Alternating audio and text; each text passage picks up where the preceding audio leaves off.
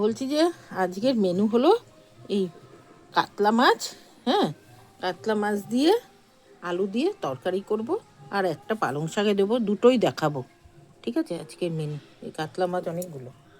ঠিক আছে, নুন হলুদ বাটা গরম হয়ে গেছে, তেল দিচ্ছি কাতলা মাছের মাথাগুলো ভাজার জন্য। এই তেল দিলাম,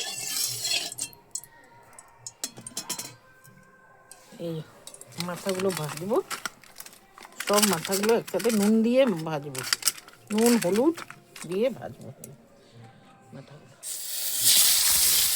এই যে ভাজা হচ্ছে,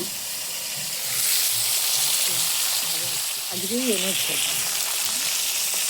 বড় বড় কাতলা মাছের মাথা, না হবে কি রান্না হবে সেই চিন্তা সবসময়।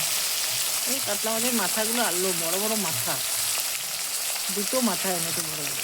ঠিক আছে, এবার আলু দেবো, এই আলুটাও দিয়ে দিলাম।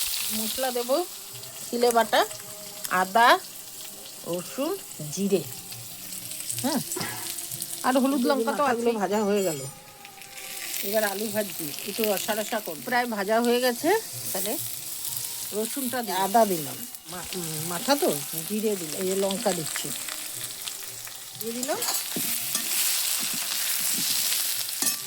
এবার টমেটোটা দিয়ে লবণ দিলাম, টমেটো গলার জন্য, আলু ভেতরে নুন লোক, হলুদটা দেওয়া হয়নি, হলুদটা দিয়ে দিলাম।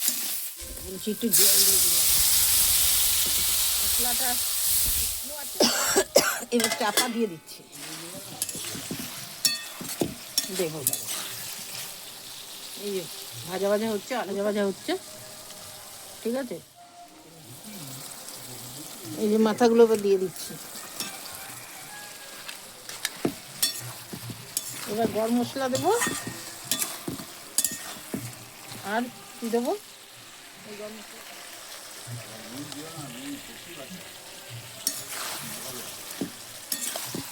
বলছি এবারে জল দিয়ে দিই, একটু সিদ্ধ সিদ্ধ হোক মাথাগুলো, চাপা দিয়ে দিই। একটু লবণটা কম হয়েছে, এবার ধনে পাতা দেবো, একটু চিনি দিয়ে দিলাম, একটু চিনি দিলাম, একটু চাপা দিয়ে দিই, রসগুলো বেরাক, মাথা পাতলা মগজদানা দিয়ে দিলাম, ভালো লাগবে। ঠিক আছে, আপনারা এইভাবে খাবেন, ধনে পাতা দিচ্ছি, এইভাবে করে খাবেন, দারুণ লাগে। এই রসগুলো বেরিয়ে গেল, মাথা ধনে পাতা দিলাম, ব্যাস ফুটে গেল। এবার নামিয়ে দিচ্ছি। লাইক শেয়ার করবেন, সাবস্ক্রাইব করতে ভুলবেন না, আর ফলোয়ার করবেন ফেসবুকে। ঠিক আছে, আবার দেখা হবে পরের ভিডিও।